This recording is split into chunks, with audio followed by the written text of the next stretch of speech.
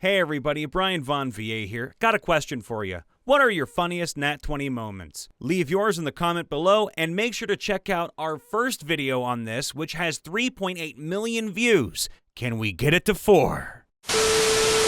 The first campaign I've ever played in. I was a folk hero, Silver Dragonborn Paladin.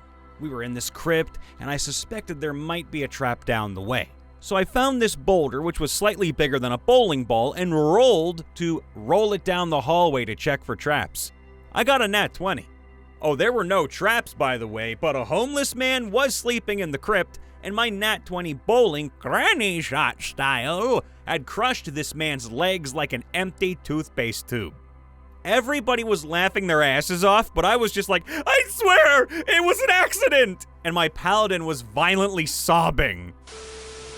Before we continue the video, a quick word from our sponsor, the Eternium Playing Cards. This fantasy-themed deck of playing cards substitutes the old suits and royals for exciting new creatures of clashing elements like flaming sea monsters or a horde of half-undead, half-machine monstrosities. Each face card is painstakingly illustrated by hand, and there's even 3 variants of the decks: Dawn, which has the standard canon illustrations for these factions, and yes, there's lore. Dusk, which shows the same factions in a sort of darkest timeline with alternate art pieces to match, and Twilight, which fuses both decks, showing the Dawn and Dusk illustration on every card. Their Kickstarter campaign has been an overwhelming success, and thanks to that, you too can get your hands on these beautifully illustrated decks at the Eternium shop, link in the description. With that covered, let's get back to the video. Whenever a party member asks my character to sneak ahead and scout enemy territory, or do some sabotage, I usually roll stealth without saying anything in character. Sometimes I roll a nat 20 and the DM rules that the character making the request looks away for a split second in the middle of their sentence, and when they look back, I'm gone. So yeah, my character has a habit of pulling a Batman. Oh, I have a few nat 20 moments. One of our friends was doing a tower scenario, and our group had just gotten ourselves out of a maze where, weirdly enough, we swapped bodies. I was playing a bronze dragonborn barbarian who, coincidentally, had my body and mind swapped with our Goliath barbarian. During a fight before coming out of said maze, he had out my +1 dagger. So when we switched back to our normal selves and jumped into the next battle against 3 giant spiders and 5 normal spiders, I had that dagger in hand. Fight proceeds as normal, we're down to 1 rather annoyingly evasive normal spider, and my turn comes up. Nat 20! So here I am, bronze dragonborn with dagger in hand, storming over this little arachnid and literally stabbing this thing into a pile of goo, yelling, Die, die, die, die! Second story. We were doing an Odyssey of Theros campaign, which is Greco-Roman inspired. Our friend, a human rogue, is trying to sneak back to team up with us again and comes across a 2-headed dog. DM rolls for perception, 1 for each head. First head gets a nat 20, so that head's lunging forward, sensing our rogue friend. The other head, nat 1. So head number 1's going on and yelping up a storm, but head number 2's like, nope, and it's licking itself. Our group laughed for a good while before continuing the trek, but wow! My group and I were sidetracked by a group of 4 goblins taking pot shots at us from an overturned shipwreck near the coast. We fought our way into the mostly intact interior, getting a couple of good hits in. Our tiefling at the time, an artificer, rolled high on Hellish Rebuke, lighting the toughest one on fire. What happened next will stay with me until the day I die. Said goblin was up and, despite the disadvantage, rolled crit on acrobatics. Well, as it turns out, this group of goblins were a former group of wrestlers that turned to crime, and their leader proceeded to deliver a flaming dropkick to the artificer. The DM later drew a picture of it, and I have proof.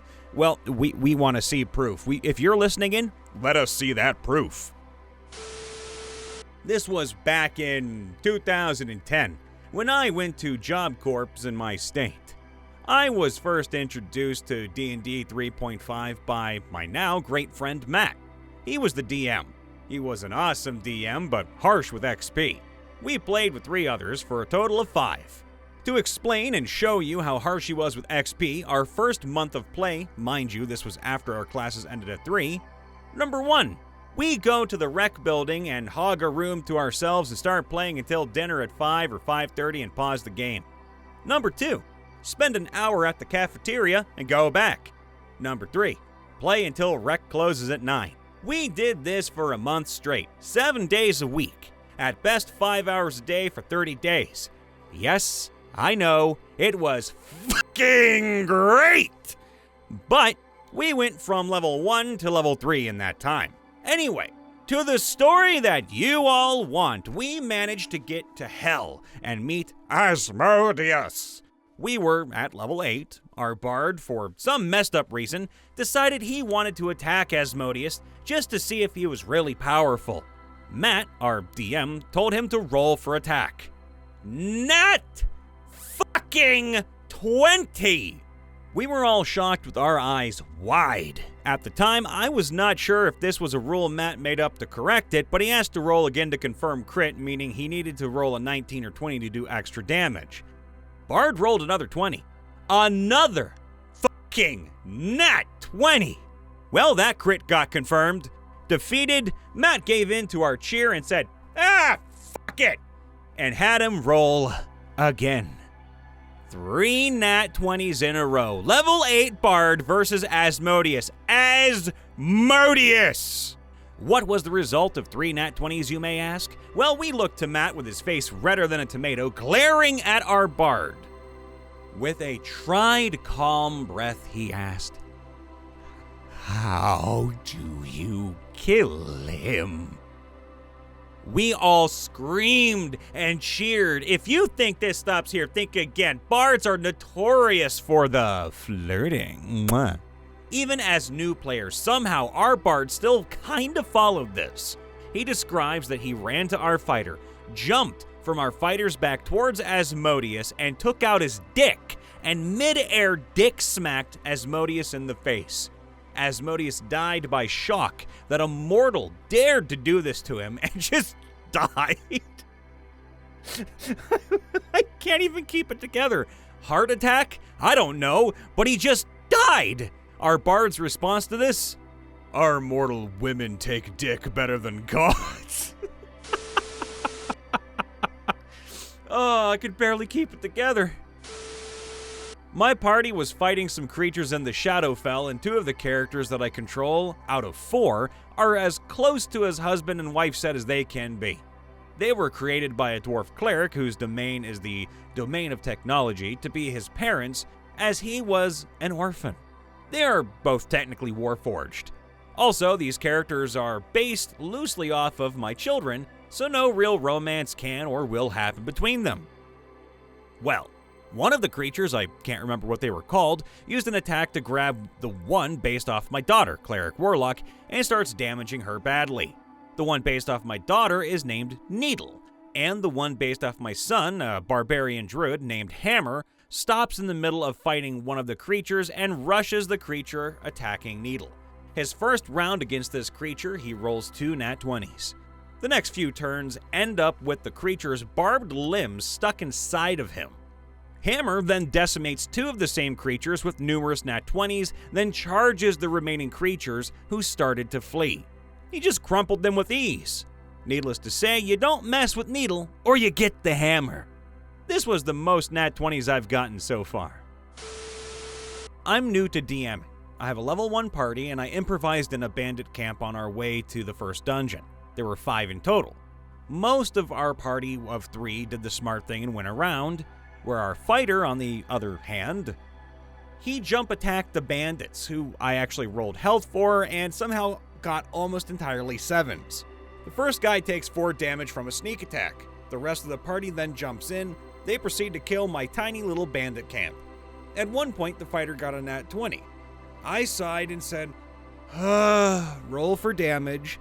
All he said was, "This poor guy," proceeds to roll up 20 damage. The guy was at level 1 and rolled 20 damage against a creature who had only 7 health to begin with. This was 5 days ago, and I'm still confused.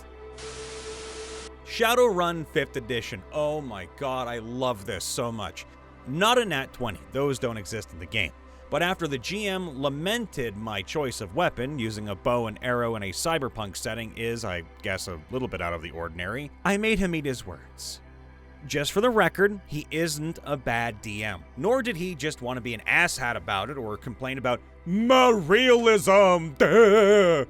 It was just that he thought using a bow and arrow wasn't very good, and that the character I made, who was supposed to be a semi-focused combat character, would not be able to pull his weight and cause problems down the line.